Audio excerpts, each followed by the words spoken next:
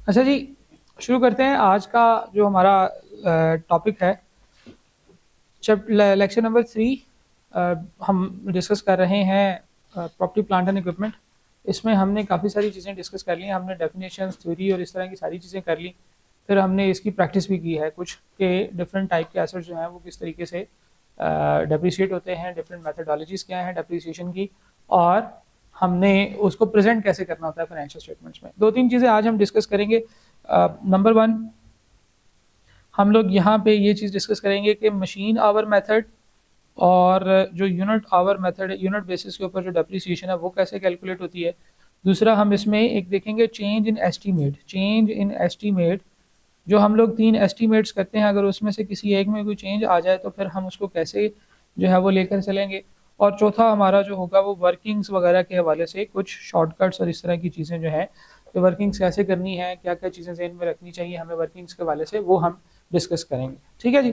तो one by one चलते हैं। प्रैक्टिस आपके जो क्वेश्चन हैं या जो भी चीज़ें आपकी हैं वो उसको भी साथ साथ में हम देखते रहेंगे। तो ये 3 चीज़ें हैं जो हमने करनी है। पहले हम ये कर लेते हैं, फिर उसके बाद आप लोगों के जो भी सवाल होंगे, क्योंकि क्लास के बाद आपको पता है कि आप भी फ्री होते हैं, मैं भी फ्री होता हूँ, तो हम डिस्कस कर सकते हैं इसके बाद जो चीज़ आपने डिस्कस करनी है। मशीन आवर मेथड और यूनिट बेसिस जो है, ये डेप्रिसिएशन के 2 मेथड्स हैं, जिसमें कि डेप्रिसिएशन एक्टिविटी बेस्ड होती है। ठीक है, एक्टिविटी बेस्ड डेप्रिसिएशन का मतलब यह है कि जितनी एक्टिविटी होगी उतनी ही डेप्रिसिएशन चार्ज की जाएगी। ठीक है, इसमें डेप्रिसिएशन के लिए जो पर आवर का हम रेट भी नॉर्मली कभी कभार निकाल लेते हैं और उसको हम कैलकुलेट कर लेते हैं। फॉर एग्जांपल एक मशीन है, मशीन उसको हम कहते हैं जी एसेट नंबर 1। ठीक है जी, ये बहुत ही सिंपल है, इसको बहुत क्विकली अभी हम देखेंगे। ये डिफरेंट ईयर्स में जो है वो इसकी डेप्रिसिएशन कुछ इस तरह से हो रही है कि हम लोग इसको मशीन आवर बेसिस के ऊपर कैलकुलेट करते हैं। इसकी जो कॉस्ट है वो है, लेट सपोज 1 मिलियन, 1 लाख रुपए लिख लेते हैं। और इससे हम लोग टोटल जो यूनिट्स बना सकते हैं इस मशीन से वो है जनाब 20,000 यूनिट्स। 1 लाख रुपए की मशीन है, 20,000 यूनिट्स हम इससे बना सकते हैं। नॉर्मली ये ऐसी चीज़ें होती हैं जिनमें रीफिलिंग की ऑप्शन होती है। सही है, ऐसे एसेट्स जिनमें रीफिलिंग की ऑप्शन होती है। कॉफ़ी बनाने वाले जो आपको एक्सप्रेसो मशीन मिल जाती है फ़र्ज़ करें, उसमें रीफिलिंग की ऑप्शन होती है, आप उसमें रीफिल कराते हैं।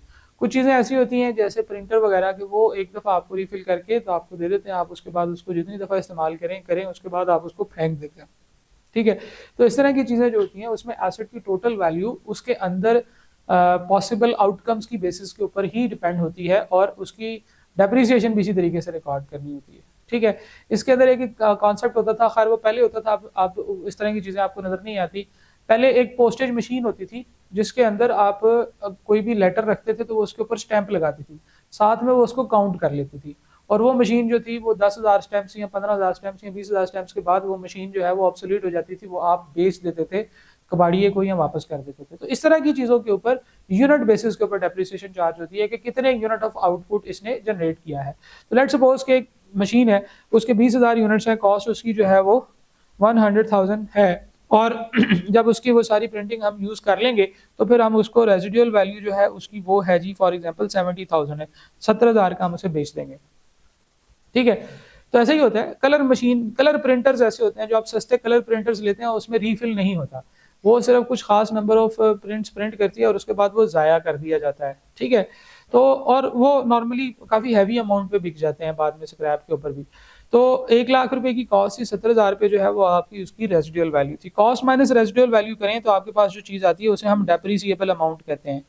डेप्रिसिएबल अमाउंट, वो अमाउंट जिसके ऊपर डेप्रिसिएशन होनी चाहिए, ये होती है कॉस्ट माइनस रेजिडुअल वैल्यू करके आती है। Cost minus residual value, cost है आपकी 100,000 और रेजिडुअल वैल्यू है 70,000। ठीक है जी, तो आपकी जो डेप्रिसिएबल अमाउंट बनेगी वो बनेगी 30,000। अच्छा, ये मैं लिखते लिखते ना जरा थोड़ा सा ऐसे इधर को ये टिल्ट हो जाता है, उसकी रीज़न ये है कि मेरा लेफ्ट हैंड है और मैं इस साइड ऑफ द स्क्रीन पे लिख रहा होता हूँ, तो बस आपने इसको समझना है कि ये सीधा ही लिखा हुआ है। ठीक है, सीधी लाइन में लिखा हुआ, मैं भी थोड़ा सा जरा इसको घुमा देता हूँ। अच्छा जी, अगर एक एसेट है, एसेट के ऊपर तो उसकी जो यूनिट्स है वो 20,000 है और यूजेज जो है, यूजेज इसका जो है वो कितना है। अब इसमें कुछ इंटरेस्टिंग बातें होंगी। 1 2 3 4 5, 5 साल फॉर एग्जांपल इसकी डेप्रिसिएशन हम कैलकुलेट करना चाहते हैं। फॉर एग्जांपल फर्स्ट ईयर में कोई यूजेज नहीं हुआ, सेकंड ईयर में 10,000 का यूजेज हुआ, 10,000 यूनिट्स हमने बना लिए, तीसरे साल में सिर्फ 500 यूनिट्स हमने बनाए, चौथे साल में इससे फिर हमने 6,000 यूनिट्स बना लिए। ठीक है जी, और 5वें साल में हमने से 3500 यूनिट्स बनवा लिए। तो टोटल जो है वो हमारे पास 20,000 यूनिट्स की इसकी जो है वो जो प्रोडक्शन कैपेसिटी थी वो पूरी यूटिलाइज होगी। डेप्रिसिएशन की अगर हम बात करें तो डेप्रिसिएशन का फार्मूला वही होता है, क्या होता है, वो होता है जनाब cost minus residual value into units over total units, units over total units. ठीक है जी, यानी कि आपने कॉस्ट माइनस रेजिडुअल वैल्यू करके यूनिट्स ओवर टोटल यूनिट्स करके ये निकाल लेना है कि कितने डेप्रिसिएशन जो है वो पहले 4 साल में चार्ज होगी। पहले साल 0 यूनिट्स तो डेप्रिसिएशन भी 0 चार्ज होगी। दूसरे साल कॉस्ट जो है वो आपकी 1 लाख है, रेजिडुअल वैल्यू आपकी 70,000 है, और इस पूरे साल में आपने 10,000 यूनिट्स बनाए हैं, टोटल आप 20,000 यूनिट्स बना सकते थे, तो आपकी डेप्रिसिएशन बनेगी 15,000 रुपये। ठीक है, तीसरे साल आपने सिर्फ 500 यूनिट्स बनाए हैं, 1 लाख रुपए इसकी एसेट की कॉस्ट थी। ठीक है जी, और 70,000 इसकी रेजिडुअल वैल्यू थी, 500 बटा 20,000, तो आपने कितने यूनिट्स बनाए बेसिकली इसमें, 500 बटा 20,000, 500 यूनिट्स आपने बनाए, तो इसकी आपकी जो डेप्रिसिएशन बनेगी वो कितनी बनेगी जनाब, 75 रुपये। 30,000 तकसीम 20,000, 1.5 रुपये, 750 रुपये। ठीक है, 750। ठीक है, तो बेसिकली आप हर एक की जो है ना वो डेप्रिसिएशन कैलकुलेट कर सकते हैं। ये आपकी 9,000 बनेगी और ये आपकी 7,000 बनेगी, 7,000 नहीं, 1.5 और कितना बनेगा, 4,250।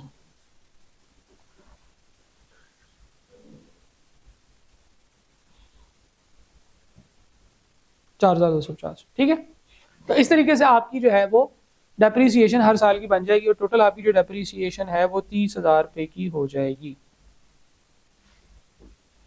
हर साल की डेप्रिसिएशन कुछ किसी साल की 0 है, किसी की बढ़ रही है, किसी की कम हो रही है, तो इसे हम मशीन आवर मेथड कहते हैं, जिसमें सिंपल आपने जितना यूजेज किया है उतनी यूजेज की बेसिस के ऊपर आप इसकी कैलकुलेशन कर लेते हैं।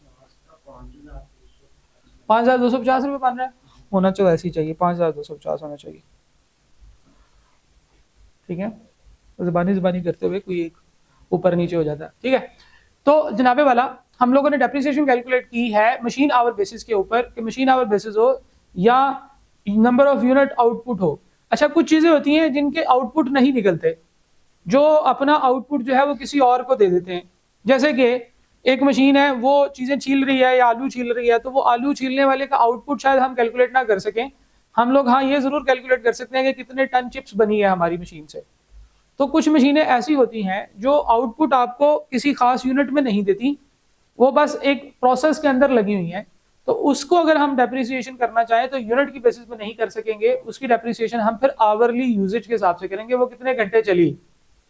ठीक है, वो कितने घंटे चली है। और ऐसे भी हो सकता है कि कुछ मशीन जो है वो, जैसे ये हमारी जो मशीनें होती हैं फ्यूल वाली मशीन जो है वो तो तभी फ्यूल करेगी जब वो तभी यूज होगी जब आप फ्यूल उसमें फिल कर रहे हैं गाड़ी में, लेकिन उसके पीछे जो मशीनरी है, जो कंप्रेसर्स हैं, वो तो हर वक्त चल रहे हैं, तो वो वाले कंप्रेसर जो है वो आवरली बेसिस पे डेप्रिशिएट होने चाहिए और ये नंबर ऑफ लीटर्स के ऊपर डेप्रिशिएट होने चाहिए। खैर ये भी इतना ज़्यादा कोई ज़रूरी नहीं है, इसको भी हम लोग नॉर्मली स्ट्रेट लाइन पे डेप्रिशिएट कर लेते हैं। तो अगेन ये बिजनेस की पॉलिसी है, बिजनेस की सोच है कि हमने किस मेथड से डेप्रिसिएशन चार्ज करनी है। सारे मेथड्स ऑफ डेप्रिसिएशन भी हमने डिस्कस किए हैं, सारों की प्रैक्टिस की है। अब एक चीज़ हम लोग और देखते हैं which is called change in estimate. Change in estimate, देखें जब एसेट हमारे पास आया था तो हमने 3 चीज़ें एस्टीमेट की थी, 3 चीज़ें एस्टीमेट की थी। हमने एस्टीमेट किया था कि हमारी रेजिडुअल वैल्यू क्या होगी, हमने ये एस्टीमेट किया था कि हमारी यूजफुल लाइफ क्या होगी, और हमने ये एस्टीमेट किया था कि हम डेप्रिसिएशन का रेट कौन सा लगाएंगे। रेट नहीं, मेथड, डेप्रिसिएशन मेथड।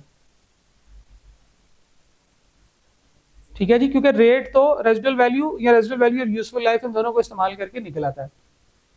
ठीक है, ये 3 चीजें थी जो हमने एस्टीमेट की थी। अब ये एस्टीमेट जो होता है ये हम कैसे लगाते हैं, हमने ये कहा कि भाई ये एस्टीमेट लगाएगा पढ़ा लिखा आदमी जो कि बिजनेस को समझता है, जिसको एसेट की सेंस है, जो कि ओवरऑल इंडस्ट्री को भी अंडरस्टैंड करता है, वो ये एस्टीमेट लगाएगा। एस्टीमेट अकड़ बकड़ बम्बे बो करके नहीं लगते, एस्टीमेट जो है वो बड़े ध्यान से लगते हैं, बड़े गौर से सारी जो है वो इंडस्ट्री को समझते हुए लगाए जाते हैं कि एस्टीमेट्स को कैसे लगाना है। ये जो रेजिडुअल वैल्यू है, अगर मैंने ये 10% ऑफ द कॉस्ट रखी है तो क्यों रखी है, मेरे पास इसका कोई एविडेंस होना चाहिए। ऑडिटर आके इनको कहता है कि भाई बताओ कि ये डेप्रिसिएशन का रेट तुमने ये क्यों लगाया है, डेप्रिसिएशन का रेट वो क्यों नहीं लगाया।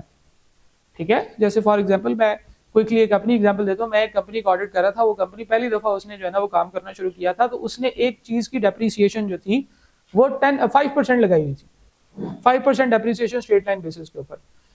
तो फिर ऑडिटर की जिम्मेदारी होती है कि वो अपने ऑडिट प्रोसीजर्स के अंदर ये देखता है कि ये जो डेप्रिसिएशन के रेट्स लगे हैं क्या ये सफिशिएंट हैं, क्या ये अप्रोप्रिएट हैं कि नहीं है। फिर मैंने क्या किया, मैंने उसी बिजनेस के अंदर एक और कंपनी की फाइनेंशियल स्टेटमेंट्स उठाई जो बड़ी देर से जो बिजनेस था और पुराना बिजनेस था, उसके अंदर उस तरह के एसेट की डेप्रिसिएशन 2% लगी हुई थी। तो मैंने फिर उसे कहा, मैंने कहा जी ये देखें कि ये डेप्रिसिएशन जो है इस तरह के एसेट की इंडस्ट्री के अंदर 2% चल रही है, आपने 5% लगाई।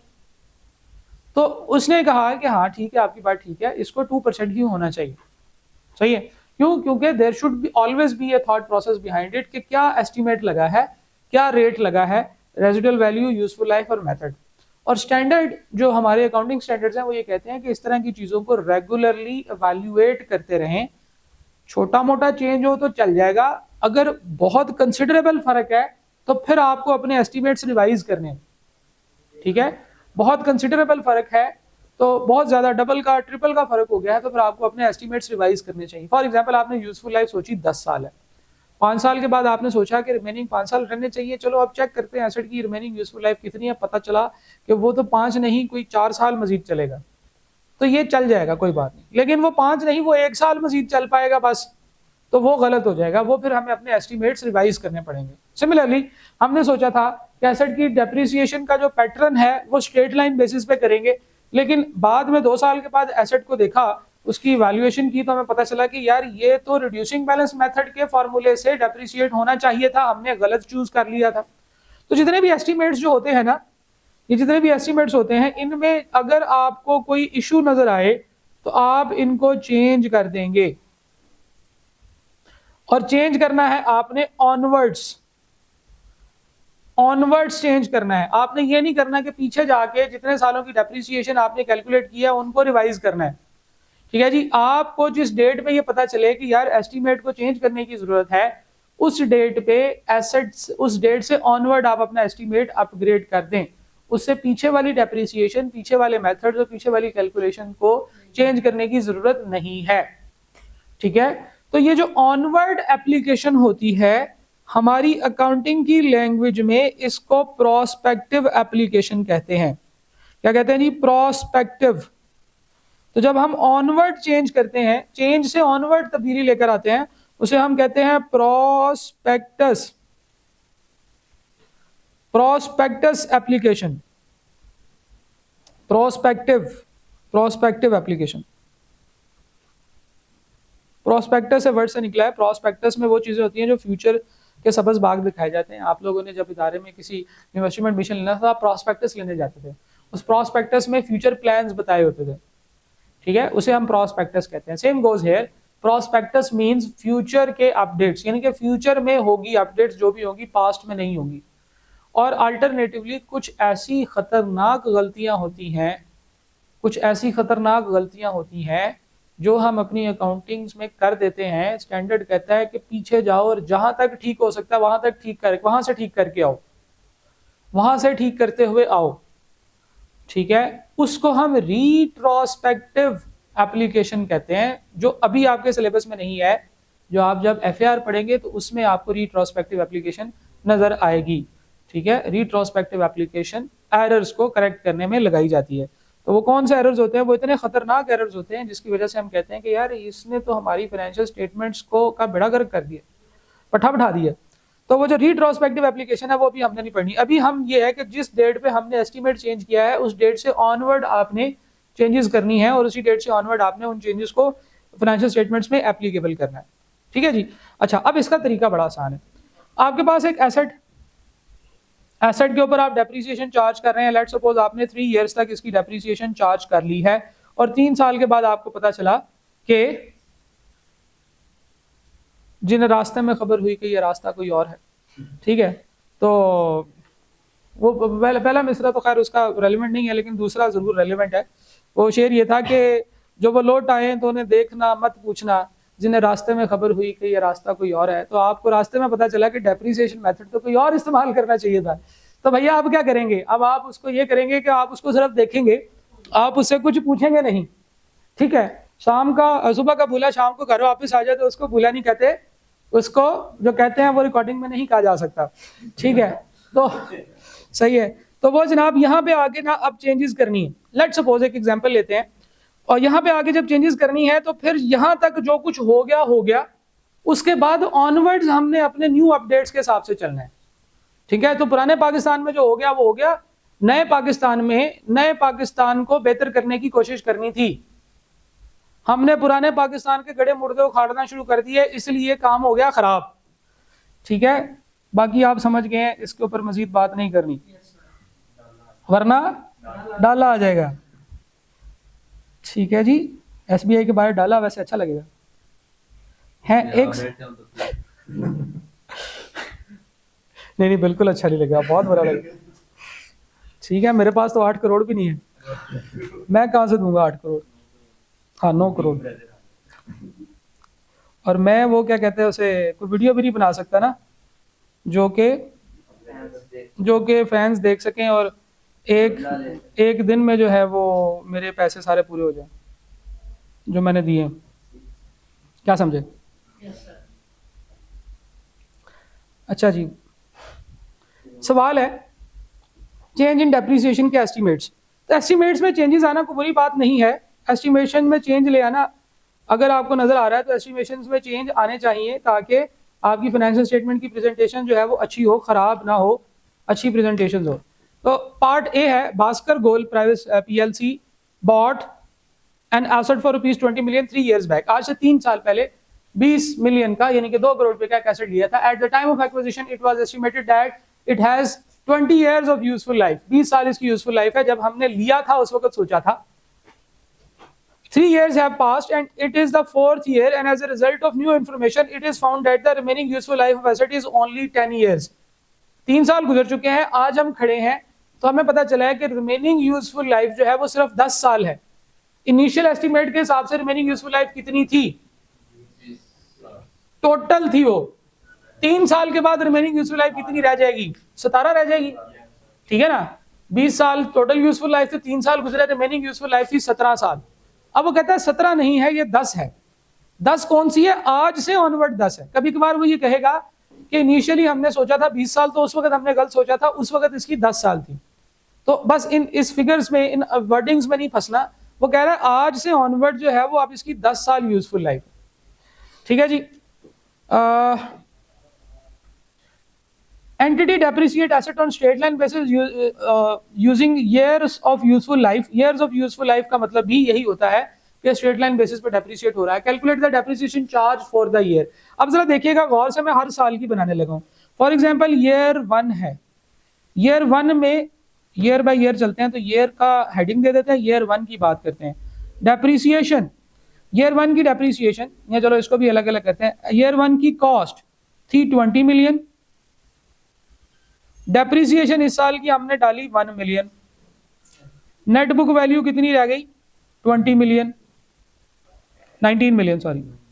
अच्छा, पहले साल की डेप्रिसिएशन कैसे निकली? पहले साल की डेप्रिसिएशन उसने कहा था over the useful life of asset हम इसे डेप्रिसिएट करेंगे स्ट्रेट लाइन बेसिस के ऊपर। तो एसेट की कॉस्ट थी 20 मिलियन, एक्यूमुलेट रेजिडुअल वैल्यू 0 थी, multiply by 1 over useful life करना था, यूजफुल लाइफ 20 ईयर्स थी। तो इसकी एक साल की डेप्रिसिएशन कितनी बनती है? 1 मिलियन। एसेट की डेप्रिसिएशन एक साल की कितनी बनती है? 1 मिलियन। अच्छा जी, ईयर 2 आ गया, एसेट की कॉस्ट 20 मिलियन ही थी, ठीक है जी, एसेट की कॉस्ट 20 मिलियन ही थी, और इसमें डेप्रिसिएशन 1 मिलियन की और आ गई। एक्यूमुलेटेड डेप्रिसिएशन का कॉलम भी बना लेते हैं। एक्यूमुलेटेड डेप्रिसिएशन 1 मिलियन थी पिछले साल, इस साल 2 मिलियन हो गई, तो टोटल 18 मिलियन की इसकी नेट बुक वैल्यू बन गई। ईयर 3 की बात करते हैं, एसेट की कॉस्ट थी 20 मिलियन, एक्यूमुलेटेड डेप्रिसिएशन थी 2 मिलियन, ठीक है जी, और डेप्रिसिएशन फॉर द ईयर होगी 1 मिलियन। अच्छा, accumulated depreciation closing accumulated depreciation रखते हैं, तो ये 3 मिलियन हो जाएगी। तो एसेट की जो नेट बुक वैल्यू है वो 17 मिलियन हो गई। हम हर साल 1 मिलियन के हिसाब से एसेट को डेप्रिसिएट कर रहे थे। मैं ऐसे ना करूं कि हम सारे एम जो है यहाँ से उड़ा दें और मैं ऊपर लिख देता हूँ कि ये सारे रुपीज इन मिलियंस हैं, ठीक है जी, राउंडिंग कर लेते हैं ना, मैं ऊपर लिख देता हूं रुपीज इन मिलियंस। तो जनाब ये 3 साल तक तो हमने ये किया, हर साल 1 मिलियन की डेप्रिसिएशन निकालते रहे। क्लोजिंग एक्यूमुलेटेड डेप्रिसिएशन जो थी वो हमारे पास 1 मिलियन, 2 मिलियन और 3 मिलियन आती गई। हर साल के एंड पे नेट बुक वैल्यू जो थी 19, 18, 17 रह गई। तीसरे साल के एंड पे आके हमें पता चला कि यार अब तो डेप्रिसिएशन हम गलत कैलकुलेट कर रहे थे। तो स्टैंडर्ड ये कहता है, गौर से सुनिएगा, कि जब आपको ये पता चल जाए कि एस्टीमेट चेंज करना है, तो एस्टीमेट चेंज करने से इमीडिएटली पहले जो नेट बुक वैल्यू है आपकी, वो अगले साल के लिए कॉस्ट बन जाएगी। ठीक है, एस्टीमेट, कोई भी एस्टीमेट में चेंज है, कोई भी एस्टीमेट में चेंज है, यूजफुल लाइफ का चेंज है, रेजिडुअल वैल्यू का चेंज है, व्हाटएवर, तो जो आपकी डेप्रिसिएशन को, जो डेप्रिसिएशन करने के बाद, 3 सालों की डेप्रिसिएशन करने के बाद जो एसेट की नेट बुक वैल्यू है, वो अब आपकी कॉस्ट है। That should be deemed cost. इसके लिए जो वर्ड यूज किया जाता है, डीम्ड कॉस्ट का वर्ड यूज करता है, डीम्ड कॉस्ट। उसको कॉस्ट कंसिडर किया जाएगा नए पाकिस्तान के लिए, नए सिनेरियो के लिए। अब उसकी एक्यूमुलेटेड डेप्रिसिएशन जो थी वो जीरो हो जाएगी, हर चीज जीरो हो जाएगी। अब एसेट का नया स्टार्ट है, अब एसेट की डेप्रिसिएशन दोबारा से कैलकुलेट करनी होगी। तो अगर देखा जाए तो एसेट की है 17 मिलियन की कॉस्ट और रेजिडुअल वैल्यू जीरो है, और अब इसकी रिमेनिंग यूजफुल लाइफ 10 ईयर्स है। अब इसकी दोबारा से डेप्रिसिएशन चार्ज करेंगे 1.7 मिलियन। तो पहले साल की डेप्रिसिएशन 1.7 मिलियन होगी, क्लोजिंग एक्यूमुलेटेड डेप्रिसिएशन 1.7, और ये भाई साहब चले जाएंगे 15.3 पे। ठीक है, 5वें साल की कॉस्ट 17 मिलियन ही है, डेप्रिसिएशन मजीद 1.7, इसका मतलब है 3.4 की टोटल डेप्रिसिएशन हो गई, और ये एसेट चला जाएगा 17 में से 3 14, 4 और निकाले 13.6 पे।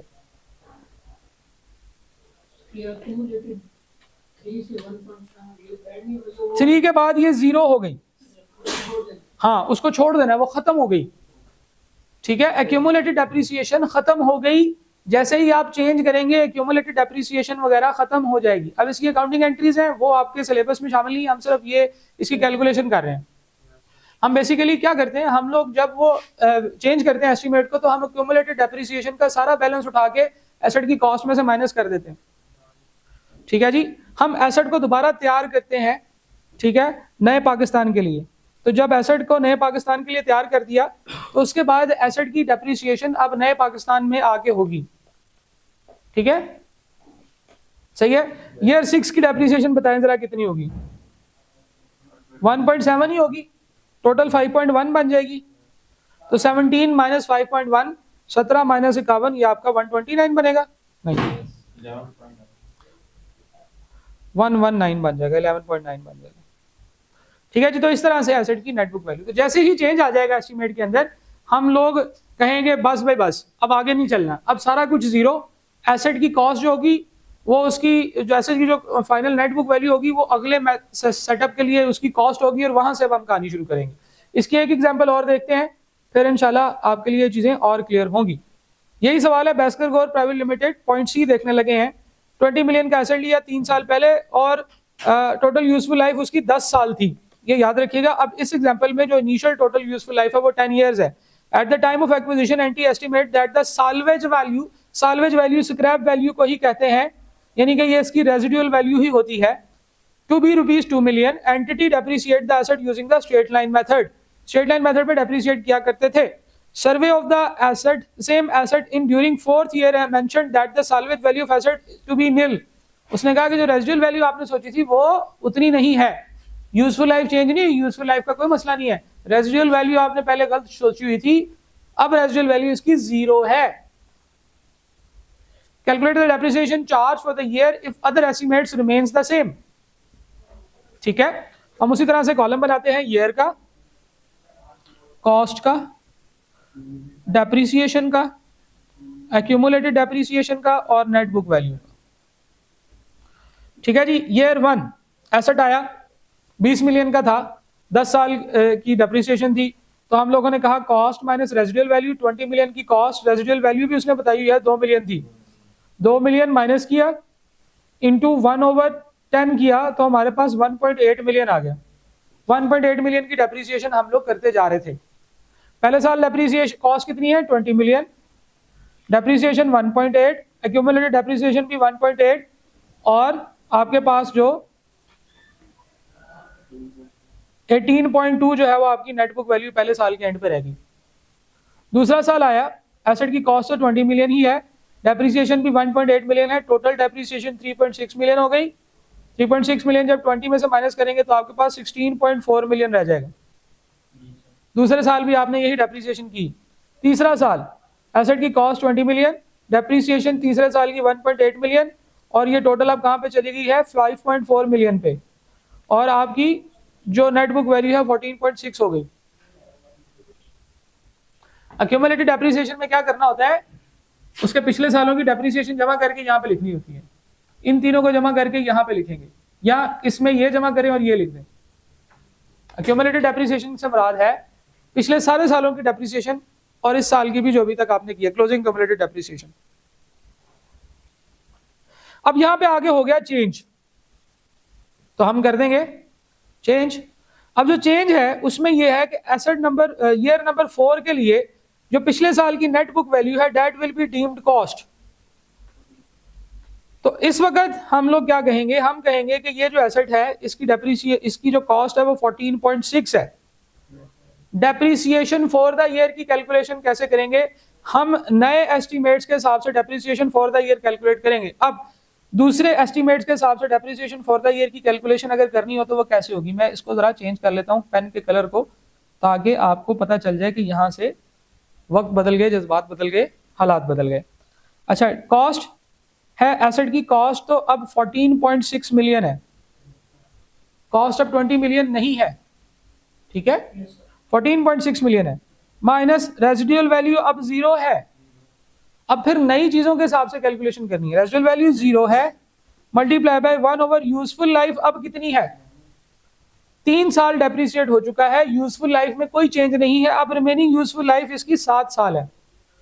जब डेप्रिसिएशन रिवाइज करेंगे तो सारी चीजें रिवाइज लेनी है। अब नीचे 10 नहीं लिखना, अब नीचे आपने 7 ही लिखना है, ठीक है, सही है। तो हम लोग अब यहां से हर चीज को रिफ्रेश करेंगे, सारे काउंटर रिफ्रेश करेंगे, सारे मीटर 0 कर देंगे। गाड़ी भेजते हैं मीटर 0 करा देते हैं ना, है ना, तो इसके सारे मीटर 0 कर देने हमने। तो 14.6 डिवाइडेड बाय 7 कितना बनता है जी, 2.08 है, तो 2.1 इसको रख लेते हैं। 2.1 से आखिरी साल में जाके थोड़ा सा फर्क आएगा, लेकिन 2.1 की राउंडिंग इसको कर लेते हैं। डेप्रिसिएशन फॉर द ईयर 2.1 है, टोटल एक्यूमुलेटेड डेप्रिसिएशन भी 2.1 है, क्योंकि एक्यूमुलेटेड डेप्रिसिएशन का 5.4 का जो बैलेंस है वो हम मीटर 0 कर चुके हैं उसका, ठीक है। तो 2.1 14.6 माइनस 2.1 12.5 बन जाएगा जी। ईयर 5 कॉस्ट है जी 14.6, डेप्रिसिएशन 2.1, टोटल एक्यूमुलेटेड डेप्रिसिएशन 4.2, और अब कितना बन गया जी 10.4, ठीक है जी। ईयर 6 की में इसी तरह से कॉस्ट है 14.6, डेप्रिसिएशन 2.1, 6.3, और जब हम इसमें से उसको माइनस करेंगे 8.3 आपकी जो है ना वो नेट बुक वैल्यू आ जाएगी। तो इस तरह से है जी change in estimate. Change in estimate की समरी ये है कि जब एस्टीमेट चेंज हो जाता है तो जिस डेट पे चेंज होता है उसके बाद ऑनवर्ड जो भी कैलकुलेशंस करेंगे वो सारी चीजें रीसेट करने के बाद करेंगे। यूजफुल लाइफ भी रिमेनिंग वाली लेनी है। रेजिडुअल वैल्यू में अगर चेंज आया तो ठीक है, अगर चेंज नहीं आया तो हम ये अज्यूम करेंगे कि रेजिडुअल वैल्यू वही है जो ऊपर वाली है, ठीक है। अगर किसी चीज के बारे में नहीं बताया तो उस फैक्टर में चेंज नहीं आया। ऐसा भी हो सकता है वो कहे कि जनाब हमने इसको पहले रिड्यूसिंग बैलेंस मेथड पे डेप्रिशिएट करते थे, अब हम इसको स्ट्रेट लाइन पे डेप्रिशिएट करना चाहते हैं, सो व्हाट, कोई मसला नहीं है। जहां तक डेप्रिसिएशन रिड्यूसिंग बैलेंस मेथड पे है वहां तक रिड्यूसिंग बैलेंस मेथड पे कर लें, जहां से वो चेंज होती है वहां पे जो उसकी नेट बुक वैल्यू आ रही है पिछले मेथड के हिसाब से वो अगले मेथड के लिए कॉस्ट बन जाएगी, ठीक है। जो एस्टिमेट्स उसने कहा चेंज हो गए वो चेंज कर लें, जो नहीं चेंज हुए वो वही वाले लिख लें। यूजफुल लाइफ के केस में बहरहाल ये ध्यान रखिएगा कि अब आपने रिमेनिंग यूजफुल लाइफ लगानी है, और ये चीज आपकी काफी आगे पीपी के अंदर एफएआर के अंदर भी यूज होगी जहां पे चेंज इन एस्टिमेट और इस तरह की चीजें आती हैं, ठीक है। क्या समझे सवाल?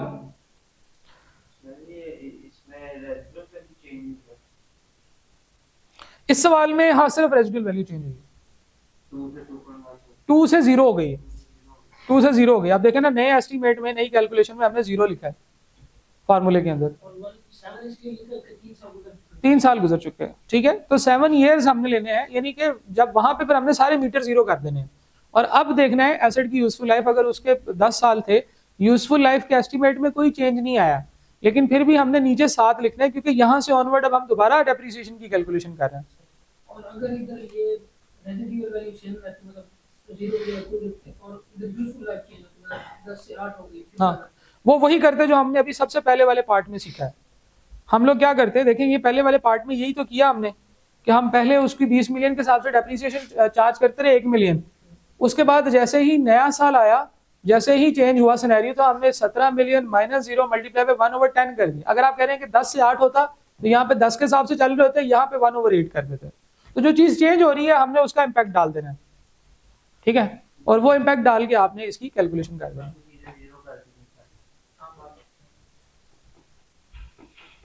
ऐसे भी हो सकता है कि वो कहे कि यूजफुल लाइफ भी चेंज होगी, रेजिडुअल वैल्यू भी चेंज होगी, तो वो दोनों को चेंज कर दें, ठीक है।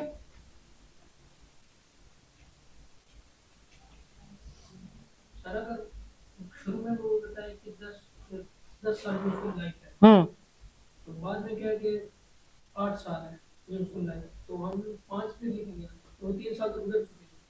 अगर वो कहता, देखो वर्डिंग ये होती, जो दूसरी वर्डिंग है वो कुछ इस तरह से होगी, वो कहता कि after 3 years we found that, हमें ये पता चला कि the initial estimate of useful life is wrong.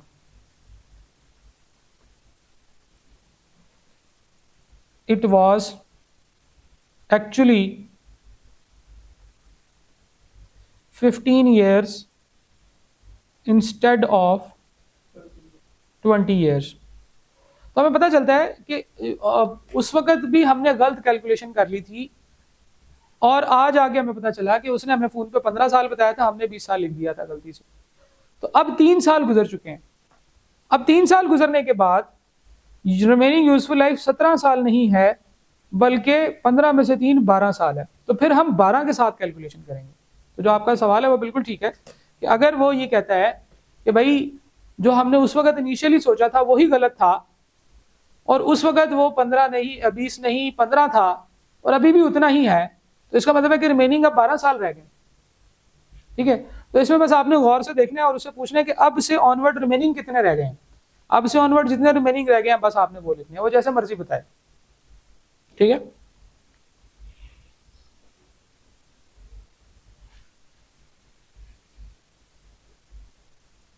सवाल?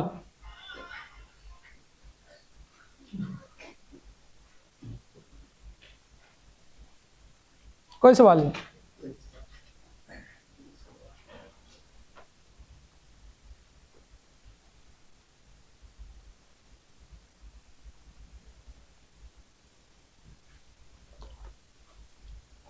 अच्छा, डेप्रिसिएशन के अंदर एक आखिरी चीज जो हम इस चैप्टर में सीखेंगे वो है कैलकुलेशंस करना डेप्रिसिएशन की with in a quick method. एक क्विक मेथड भी होता है डेप्रिसिएशन की कैलकुलेशन का, खासतौर पे वो डेप्रिसिएशन जो कि रिड्यूसिंग बैलेंस मेथड के ऊपर होती है। देखें, लेट सपोज कि मैं आपको कहता हूँ कि एसेट हमने परचेज किया था, एसेट जो है इसकी कॉस्ट है फॉर एग्जांपल 3 मिलियन ले लेते हैं, इसकी रेजिडुअल वैल्यू जो थी वो थी 5 लाख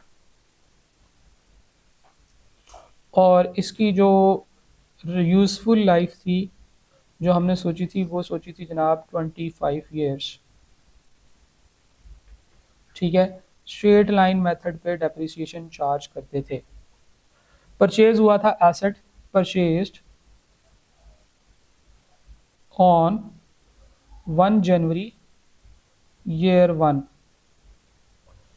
पहले साल के स्टार्ट में ही एसेट परचेज किया था। 30 लाख का था, 5 लाख इसकी रेजिडुअल वैल्यू थी, यूजफुल लाइफ 25 साल है। स्ट्रेट लाइन मेथड पे डेप्रिशिएट करते हैं। तो बड़ा सिंपल है, हर साल की डेप्रिसिएशन कैलकुलेट करना। कैसे फार्मूला लगाएंगे? Cost minus residual value.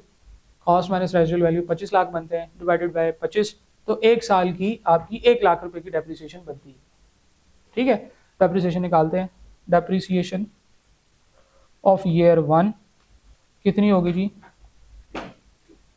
Year 1 की डेप्रिसिएशन कितनी है जी? 1 लाख। कैसे निकाली आपने? आपने कहा जी एसेट की cost minus residual value multiply by 1 over useful life 25, तो आपकी डेप्रिसिएशन कितनी बनी? 1 लाख। दूसरे साल की डेप्रिसिएशन कितनी होगी? दूसरे साल की उतनी है। क्योंकि स्ट्रेट लाइन मेथड हम यूज कर रहे हैं, दूसरे साल की डेप्रिसिएशन भी उतनी ही होगी। तीसरे साल की डेप्रिसिएशन कितनी होगी? उतनी होगी। सेम ही होगी। स्ट्रेट लाइन मेथड का मतलब ही है कि हर साल की डेप्रिसिएशन सेम ही होगी। आखिरी साल की 20वें साल की डेप्रिसिएशन 25वें साल की डेप्रिसिएशन कितनी होगी? 1 लाख। 25 मल्टीप्लाई करते हैं। ठीक है, 25वें साल की डेप्रिसिएशन पूछी थी मैंने 25 साल की टोटल डेप्रिसिएशन नहीं पूछी, वो मैं अभी पूछने लगा था, आपने पहले बता दिया। ठीक है, चलो कोई बात नहीं। अब अगर मैं आपसे पूछूं कि मुझे ये बताएं कि टोटल 8 ईयर्स की डेप्रिसिएशन कितनी होगी? 8 ईयर्स की टोटल डेप्रिसिएशन कितनी होगी? 8 ईयर में टोटल कितनी डेप्रिसिएशन चार्ज हो जाएगी? 1 मल्टीप्लाई बाई 8, टोटल 8 लाख की डेप्रिसिएशन चार्ज हो जाएगी। ठीक हो गया? अच्छा, अब मैं अगर आपसे ये पूछूं कि ईयर 8 के एंड पे नेट बुक वैल्यू कितनी होगी? तो नेट बुक वैल्यू क्या होती है? Cost minus accumulated depreciation. Cost minus accumulated depreciation, ये हमारी नेट बुक वैल्यू होती है। तो ईयर 8 के एंड पे कॉस्ट तो हमारी उतनी ही है, कितनी है? 3 मिलियन। एक्यूमुलेटेड डेप्रिसिएशन होगी टोटल 8 सालों की डेप्रिसिएशन। टोटल 8 सालों की कितनी डेप्रिसिएशन है? 8 लाख। तो स्ट्रेट लाइन मेथड के ऊपर किसी भी डेट की नेट बुक वैल्यू, किसी भी डेट की जो है वो डेप्रिसिएशन या कुछ खास मंथ की सालों की डेप्रिसिएशन कैलकुलेट करना आसान होता है, क्योंकि वो हर साल की सेम डेप्रिसिएशन होती है। ठीक हो गया? अच्छा, अब जरा देखना गौर से, एक्यूमुलेटेड डेप्रिसिएशन है इसकी 8 लाख, तो हमारी जो है वो डेप्रिसिएशन कितनी बन गई? Total net book value 22 lakh रुपए बनती है eight the end of year 8, 8 सालों की डेप्रिसिएशन माइनस करने के बाद। स्ट्रेट लाइन मेथड में हर चीज़ हलवा है, आसान है, इसमें कोई प्रॉब्लम नहीं है, क्योंकि हमें पता है कि हर साल की डेप्रिसिएशन सेम ही है। अब मैं ज़रा सिनेरियो चेंज करने लगा हूँ ताकि हम ज़रा थोड़ा चैलेंजिंग सिनेरियो की तरफ भी जाएं। अब ज़रा देखिएगा, सेम एसेट है, एसेट की जो कॉस्ट है वो 3 मिलियन है, एसेट की जो रेजिडुअल वैल्यू है वो 0.5 मिलियन है, एसेट की जो यूज़फुल लाइफ है वो 25 साल है, और एसेट को हम लोग जो है वो स्ट्रेट लाइन मेथड पे ही डेप्रिसिएट कर रहे हैं। ठीक हो गया? लेकिन एसेट की date of purchase DOP, date of purchase जो है ये 1 जुलाई 2001 है। ठीक है, पहले साल की डेप्रिसिएशन इसकी कितने महीनों की चार्ज होगी? 6 मंथ्स की। ठीक है, इसका मतलब यह है कि डेप्रिसिएशन ऑफ ईयर 1, ईयर और डेप्रिसिएशन का अगर मैं एक टेबल बनाऊं तो ईयर 1 की डेप्रिसिएशन आपकी 6 मंथ की चार्ज होगी। एक साल की डेप्रिसिएशन कितनी थी? 1 लाख। ठीक है, सारा ऊपर वाला डाटा ही कॉपी किया, सिर्फ डेट चेंज किया। एक साल की डेप्रिसिएशन 1 लाख थी, तो इसका मतलब है कि पहले साल की डेप्रिसिएशन जो है वो हाफ होगी 50,000, 6/12 करेंगे तो 50,000 बनेगा। दूसरे साल की डेप्रिसिएशन 1 लाख, तीसरे साल की डेप्रिसिएशन 1 लाख, चौथे साल की डेप्रिसिएशन ईयर 2025 की डेप्रिसिएशन 1 लाख। 2026 में कोई डेप्रिसिएशन चार्ज होगी? सवाल ये है, 2026 में कोई डेप्रिसिएशन चार्ज होगी? एसेट पूरे 25 साल इस्तेमाल होना है और पहले साल के मिड में जो है ये परचेज हुआ था, तो ये 25वें साल के मिड तक, 26वें साल के मिड तक तो जाएगा ना, तो 26वें साल में भी इसकी कुछ डेप्रिसिएशन चार्ज होगी 50,000। जबकि इस केस में एसेट की 26वें साल में कोई डेप्रिसिएशन चार्ज नहीं होनी, क्योंकि उसके 25 साल ईयर 25 के एंड पे पूरे हो जाते हैं। अच्छा, तो 26 ईयर जो है वो उसमें 50,000 की डेप्रिसिएशन चार्ज होगी, तो हर साल की डेप्रिसिएशन जो है वो इतनी है। अब अगर मैं आपसे ये कहता हूँ कि मुझे बताओ इस सिनेरियो में net book value at end of year 8 कितनी होगी? एंड ऑफ ईयर 8, तो जरा गौर से देखें, cost minus net book minus accumulated depreciation करके आपके पास नेट बुक वैल्यू आती है। कॉस्ट तो है जनाबे वाला 30 लाख, एक्यूमुलेटेड डेप्रिसिएशन पहले साल की 50,000 है और उसके बाद 7 सालों की 7 लाख रुपए है। तो टोटल 7.5 लाख आपने माइनस करने हैं 30 लाख में से, तो ये 22,50,000 जो है ये आपकी टोटल नेट बुक वैल्यू आएगी। ठीक है, पहले साल की 50 है, उसके बाद दूसरा, तीसरा, चौथा, पांचवा, छठा, सातवां और आठवां, ये 7 सालों की 1-1 लाख डेप्रिसिएशन है। तो ये आपकी टोटल जो है ना वो 7.5 लाख की डेप्रिसिएशन बनती है। ईयर एंड 31 दिसंबर, शुरू से 31 दिसंबर ही ले रहे हैं। ठीक है, चेंज करते हैं तो वो फिर पहले साल के मंथ चेंज होंगे, पहले साल की 50,000 की फिगर चेंज हो जाएगी, बस और कुछ नहीं होगा। उसके ऊपर अभी जा रहे हैं, उधर ही जा रहे हैं, सारा कुछ उसके साथ ही करेंगे। ठीक है, स्ट्रेट लाइन मेथड मैंने कहा कि ये तो इजी है, ये सिर्फ ये है कि एक टोन सेट करने की है मैंने कि हम कर क्या रहे हैं, ये समझ आ गया आपको। रिड्यूसिंग बैलेंस मेथड की तरफ जाएंगे, उसमें भी एक छोटा सा ट्रिक है और उसके बाद इंशाल्लाह सारी चीजें आसान हो जाएंगी। ठीक है जी, तो उसकी तरफ ही चलते हैं। चीजें थोड़ी सी चेंज करने लगे हैं जी। एसेट की कॉस्ट है 3 मिलियन और एसेट की जो रेजिडुअल वैल्यू है वो है जनाब 0.5 मिलियन। ठीक है भैया, और एसेट की जो रेजिडुअल वैल्यू हम एसेट की नहीं लेते, चलें छोड़ देते हैं रेजिडुअल वैल्यू को, हम लोग डेप्रिसिएशन का रेट ले लेते हैं। डेप्रिसिएशन का रेट जो है वो है कुछ आसान ले लेते हैं जो कि हम इजीली कैलकुलेट कर सकें, 10% ले लेते हैं। ठीक है जी, और इसका जो है वो डेट ऑफ परचेज वो हमने ली है, वो है हमारी 1 जनवरी ईयर 1, पहले साल के स्टार्ट पे हमने डेट ऑफ एसेट को परचेज किया है। 3 मिलियन इस एसेट की कॉस्ट है। यूजफुल लाइफ मैटर नहीं करती, लेकिन चलो हम यूजफुल लाइफ ले लेते हैं। यूजफुल लाइफ करनी क्या है, फार्मूले में लगानी थी, फार्मूले से रेट निकालना था, निकाल लिया हमने, रेट हमें दे दिया उसने। ठीक है, हम अगर वो चीज़ें लेते, रेट निकालते, तो वो कुछ पॉइंट्स में आता, फिर कुछ कैलकुलेशन समझ आती, कुछ ना आती, तो मैंने ज़रा आसानी के लिए ये लगाया है, बाकी आपको समझ आ जाएगा। अच्छा, जब भी कभी रिड्यूसिंग बैलेंस मेथड होता है ना जी, तो रिड्यूसिंग बैलेंस मेथड के अंदर जो डेप्रिसिएशन रेट होता है वो बड़ा इंटरेस्टिंग, बड़ा इंपॉर्टेंट होता है। डेप्रिसिएशन रेट जो है ये आपकी आइटम की जो डेप्रिसिएशन होती है उसको मेंटेन कर रहा होता है। अगर हम लोग 1 माइनस डेप्रिसिएशन रेट करें, 1 माइनस डेप्रिसिएशन रेट करें, तो ये हमारे पास होता है नेट बुक वैल्यू रेट। क्या होता है, क्योंकि एसेट में से उसकी डेप्रिसिएशन माइनस करते हैं तो हमारे पास नेट बुक वैल्यू आती है। तो ये एक और फार्मूला है, 1 minus depreciation rate is equal to net book value rate. अब जरा इसको समझना जरा गौर से, देखो एसेट की ईयर वाइज हम जरा कॉस्ट बना के देखते हैं। ईयर 1, ईयर 2, ईयर 3, इसकी जो है वो कॉस्ट देखते हैं और इसकी जो है ना वो डेप्रिसिएशन देखते हैं, इसकी एक्यूमुलेटेड डेप्रिसिएशन देखते हैं और नेट बुक वैल्यू देखते हैं। इसका एक टेबल बनाते हैं जैसे हमने पहले बनाया था। एसेट की कॉस्ट है 3 मिलियन, इसकी डेप्रिसिएशन है 0.3 मिलियन, पहले साल की डेप्रिसिएशन 0.3 मिलियन है, पूरे साल की डेप्रिसिएशन लगेगी। कैसे, क्या था formula, cost minus accumulated depreciation multiply by rate, ऐसे ही करते थे ना हम। कॉस्ट थी 3 मिलियन, एक्यूमुलेटेड डेप्रिसिएशन 0 थी साल के शुरू में, रेट था 10%, तो डेप्रिसिएशन 0.3 मिलियन की आ गई। ठीक है, अच्छा, तो टोटल इसकी एक्यूमुलेटेड डेप्रिसिएशन साल के एंड पे होगी 0.3 मिलियन और एसेट की जो नेट बुक वैल्यू होगी वो 2.7 मिलियन हो गई।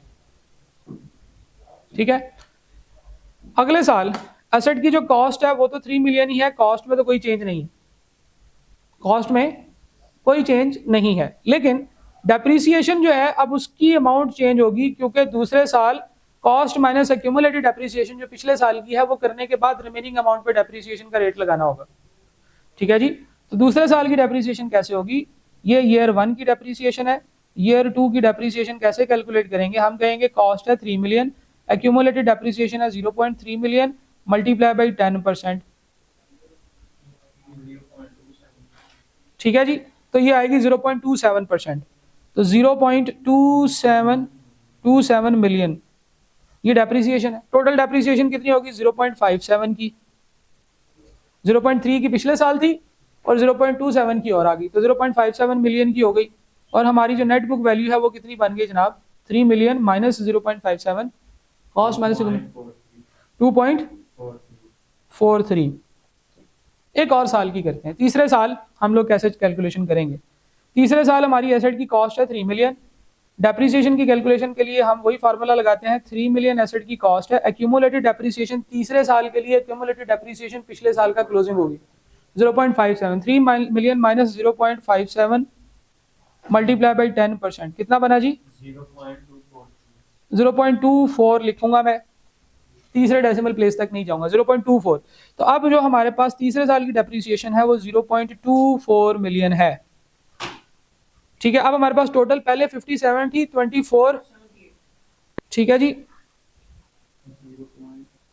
नहीं 70 और 11 फिर 81 हो जाएगा, 0.81 हो जाएगा ना, 0.81 मिलियन, 0.57 प्लस 0.24 0.81, ठीक है।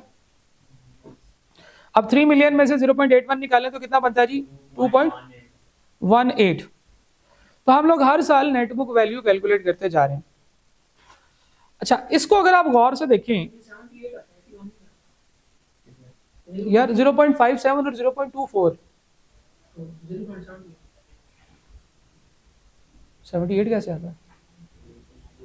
57 में 24 जमा करें जरा, 57 में 24 जमा करें,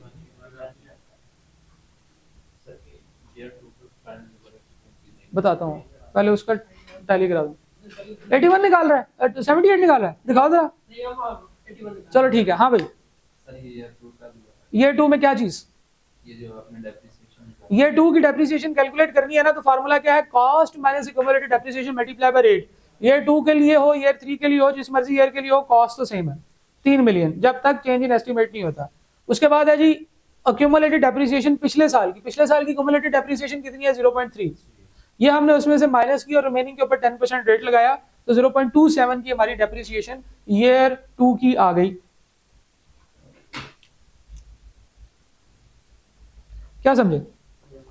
0.27 की डेप्रिसिएशन ईयर 2 की आ गई। अब उसको हमने ओपनिंग में जमा किया तो हमारे पास ये वाला आंसर आ गया। एक्यूमुलेटेड हमेशा ऐसे सीढ़ी बनाता हुआ आता है, ये ऐसे सीढ़ी बनाता हुआ आता है। एक्यूमुलेटेड फ्रीक्वेंसी हो, एक्यूमुलेटेड फ्रीक्वेंसी जिसको कहते हैं, एक्यूमुलेटेड डेप्रिसिएशन हो, व्हाटएवर, वो हमेशा ऐसे पिछले साल के टोटल में इस साल की वैल्यू जमा करते हैं तो अगले साल का टोटल आ जाता है, इस साल का टोटल आ जाता है। अब जरा ये देखो, 3 सालों में हम कर क्या रहे हैं? हम हर साल, जरा गौर से देखना, एसेट की जितनी कॉस्ट है ना, एसेट की जितनी कॉस्ट है, पहले साल हमने ये किया, उसके ऊपर से 10% हमने डेप्रिसिएशन कर दी और रिमेनिंग हमारे पास क्या बचा? 90% of asset, 90% of the asset net book value बच गई हमारी। ठीक है, एसेट की जितनी कॉस्ट थी, ये ऊपर नीचे लिख देते हैं, एसेट की जितनी कॉस्ट थी उसमें से 10% डेप्रिसिएशन चार्ज की, तो 90% हमारे पास उसकी नेट बुक वैल्यू बच गई पहले साल के एंड पे। ऐसा ही होता है, 10% डेप्रिसिएशन चार्ज करने का मतलब ये है कि एसेट की जितनी कॉस्ट थी उसके ऊपर से 10% डेप्रिसिएशन चार्ज कर ली, 90% हमारे पास नेट बुक वैल्यू रह गई। अगले साल क्या हुआ? अगले साल इस 90% के ऊपर हमने 10% डेप्रिसिएशन चार्ज कर ली, 10% डेप्रिसिएशन सेकेंड ईयर में चार्ज कर ली और 90% फिर दोबारा हमारी नेट बुक वैल्यू रह गई। तो नेट बुक वैल्यू रेट 10% के हिसाब से कितना होगा? 1 माइनस डेप्रिसिएशन रेट 1 माइनस 10% कितना बनता है जी? 90%। तो हर साल हम लोग क्या कर रहे हैं, जैसे अभी मैंने थोड़ी देर पहले एग्जांपल दी थी कि हम लोग जो है वो आधी रोटी खाते जाएं और बाकी जो है वो आप आधी रखते जाएं तो वो कभी खत्म नहीं होगी। सिमिलरली सेम गोज हियर कि हम हर दफा 10% डेप्रिसिएट कर देते हैं, 90% नेट बुक वैल्यू बना लेते हैं। तो पहले साल के लिए 90% नेट बुक वैल्यू, 10% डेप्रिसिएशन। दूसरे साल फिर जो ये 90% नेट बुक वैल्यू रह गई थी, इसका 10% डेप्रिसिएशन और 90% नेट बुक वैल्यू। तीसरे साल फिर ऐसे ही होगा कि इस 90% की 90% फिर दोबारा नेट बुक वैल्यू रह जाएगी और 10% आप इसकी डेप्रिसिएशन कैलकुलेट कर लेंगे। लेकिन इसका क्या मतलब है? हर साल डेप्रिसिएशन जो है वो पिछले साल की नेट बुक वैल्यू के साथ लगा के करेंगे। अच्छा, फर्ज करें कि अगर मैं कहता हूं कि मुझे ईयर 3 की डेप्रिसिएशन चाहिए, ईयर 3 की डेप्रिसिएशन चाहिए, ये चीज चाहिए, तो यहां तक पहुंचने के लिए मुझे क्या करना पड़ेगा? क्या कौन सा पाथ लेना पड़ेगा? कॉस्ट उसका 90% लूंगा, उसका 90% लूंगा और फिर उसका 10% ले लूंगा, तो मैं तीसरे साल की डेप्रिसिएशन पे पहुंच जाऊंगा। तीसरे साल की डेप्रिसिएशन कितनी है? कॉस्ट का 90%, फिर 90%, फिर 10%। तो जरा देखना, कॉस्ट है हमारी एसेट की 3 मिलियन, इसका 90% लिया, इसका फिर 90% लिया और फिर इसका 10% लिया, तो क्या आंसर आता है? 0.9 मल्टीप्लाई बाय 0.9 मल्टीप्लाई बाय 0.1,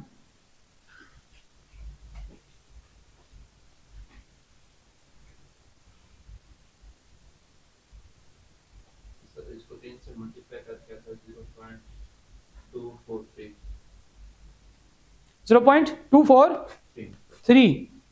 यही नहीं है डेप्रिसिएशन तीसरे साल की जो हमने कैलकुलेट की थी? क्या ख्याल है?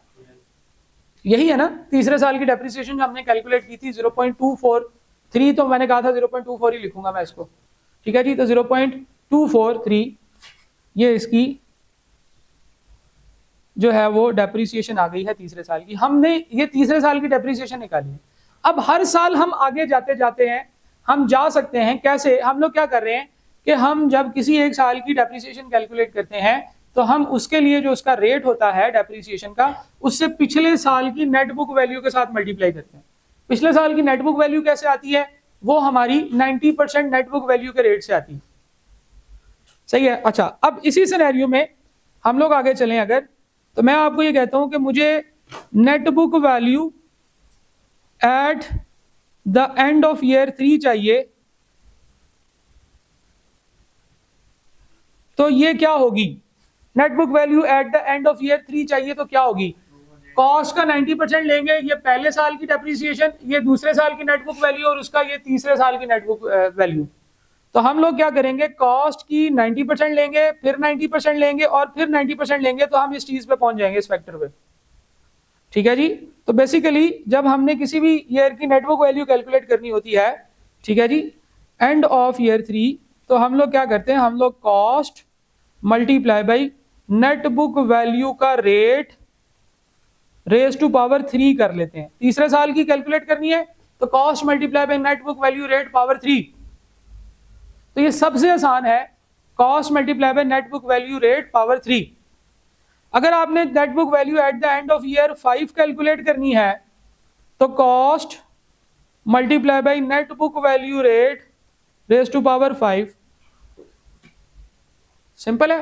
5वें साल की नेट बुक वैल्यू कैसे आएगी? कॉस्ट है जी 3 million, net book value rate है जी 0.9 रेज टू पावर 5, तो 3 million multiply by 0.9 raise to power 5 कितना बनेगा?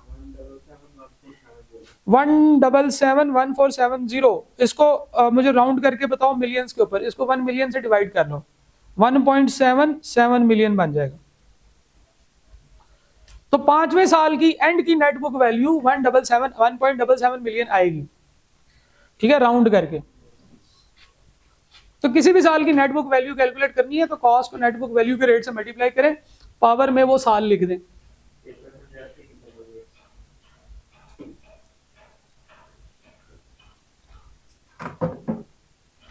अच्छा, सबके लिए से क्या मुराद? स्ट्रेट लाइन मेथड और नेट ये जो रिड्यूसिंग बैलेंस मेथड है इनमें मुश्किल होती है, बाकी तो एक आपका sum of the years digit method है, उसके अंदर कोई शॉर्टकट नहीं है, वो उसी तरह के तरीके से ही कैलकुलेट होगा, वो ऑलरेडी इन इटसेल्फ एक शॉर्टकट चीज है। हाँ, वो सम ऑफ द ईयर डिजिट के ऊपर भी शॉर्टकट है, लेकिन वो कराया भी जा सकता है कि किसी खास साल तक आपने डायरेक्ट जाके फॉल करना है तो वो कराया जा सकता है, लेकिन वो एक्स्ट्रा हो जाएगा, वो नीडेड नहीं है।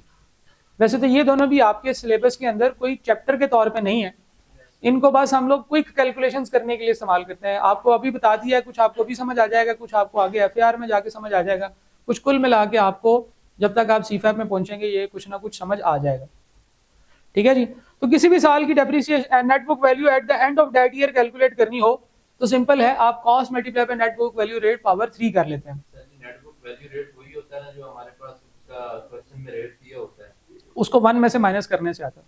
Net book value rate is equal to 1 minus depreciation rate, ये ऊपर लिखा हुआ डब्बे के अंदर, ठीक है जी। Net book value at the end of year 3। अच्छा, अब अगर मैं आपसे पूछूं, ठीक है जी, कि depreciation of a certain year calculate करनी हो तो वो कैसे करेंगे? किसी एक साल की डेप्रिसिएशन कैलकुलेट करनी हो तो वो कैसे करेंगे? सबसे आसान काम, सबसे आसान काम, उस साल की शुरू की और एंड की नेटबुक वैल्यू ले लें और उसका डिफरेंस ले लें। क्या समझे? नहीं समझे? बताता हूं। देखो डेप्रिसिएशन ऑफ ईयर 2 कैलकुलेट करनी हो, डेप्रिसिएशन ऑफ ईयर 2, तो ये होगी net book value at the end of year 2, इसमें से माइनस कर दे net book value at the end of year 1, तो आपकी क्या आ जाएगी? Depreciation of year 2। ठीक है, डेप्रिसिएशन ऑफ ईयर 2 आपकी आ जाएगी, depreciation of year 2 minus net book value at the end of depreciation year 1। तो उन दोनों सालों की डेप्रिसिएशन ऐड करने के बाद वाली नेट बुक वैल्यू ईयर 2 की और ईयर 1 की जो क्लोजिंग नेट बुक वैल्यू, इन दोनों का जो डिफरेंस लेंगे वो हमारी डेप्रिसिएशन आएगी। यहीं पे करते हैं। देखो 3 million into 0.9 raise to power 2 minus 3 million into 0.9 raise to power 1, 270,000। ठीक है जी। 270,000 ये आपने डेप्रिसिएशन ऑफ ईयर 2 बताई है, मिलियंस में बताई है 270,000। क्या इसको मैं 0.27 मिलियन लिख सकता हूं? क्या यही नहीं है हमारे सिनेरियो में ईयर 2 की डेप्रिसिएशन 0.27 मिलियन? ठीक है, तो इस तरीके से सिंपल से दो हैं, इसकी डिफरेंट वेरिएशंस बताई जा सकती हैं, लेकिन सिंपल है। आप ये करें कि 2 सालों की नेटबुक वैल्यू का डिफरेंस ले लें तो आपके पास डेप्रिसिएशन भी आ जाएगी। डेप्रिसिएशन रेट और नेट बुक वैल्यू रेट क्या फर्क है? इन दोनों को जमा करें तो 1 आता है, 1 आता है। देखो 1 में से डेप्रिसिएशन रेट माइनस करेंगे तो नेट बुक वैल्यू रेट आएगा। ये सिंपल है। अगर डेप्रिसिएशन रेट 10% है तो नेट बुक वैल्यू रेट 90 होगा, अगर डेप्रिसिएशन रेट 15% है तो नेट बुक वैल्यू 85 होगा। यानी कि इन दोनों को जमा करने से 100 आना चाहिए। ठीक है, मेरा ये आंसर नेगेटिव है। आपका आंसर नेगेटिव आता है। किस चीज का? इसका 3 million 0.9 raise to power 2 minus 3 million 0.9 raise to power 1। हाँ, तो नेगेटिव ही आएगा ना असल में। हाँ, ये नेगेटिव ही आएगा, डेप्रिसिएशन नेगेटिव ही होती है ना आपकी। ये साइन माइनस, साइन माइनस ही आएगा। ये मैंने नहीं बताया, ये माइनस में ही साइन आएगा, क्योंकि ये फिगर आपकी बड़ी है, ये फिगर छोटी है। हमने इन दोनों का बस डिफरेंस लेना है। तो net book value at the end of year 1, या इन दोनों को ऐसे रिप्लेस करके लिख लें, net book value at the end of year 1 minus net book value at the end of year 2, तो डेप्रिसिएशन आ जाएगी। या बेसिकली असल में क्या हो रहा है कि इसमें से रिडक्शन होके ये आ रही है, तो वो रिडक्शन वाला आंसर माइनस में आएगा। तो माइनस में आए बस उसका साइन इग्नोर कर दें आप, माइनस में आए इसका साइन इग्नोर कर दें, 0.27 मिलियन। अच्छा चलो फार्मूले को चेंज कर लेते हैं, आप अगर इसमें कंफ्यूज हो रहे हैं। Net book value at the end of year 1 minus net book value at the end of year 2। ठीक है जी, अब आपका आंसर पॉजिटिव आ जाएगा। 1 2 फार्मूला अपडेट कर लें। किसी भी साल की डेप्रिसिएशन कैलकुलेट करनी हो तो उसकी शुरू की और एंड की नेटबुक वैल्यू ले लें, उनका डिफरेंस निकाल लें और डेप्रिसिएशन आ जाएगी। हाँ, 2 - 3।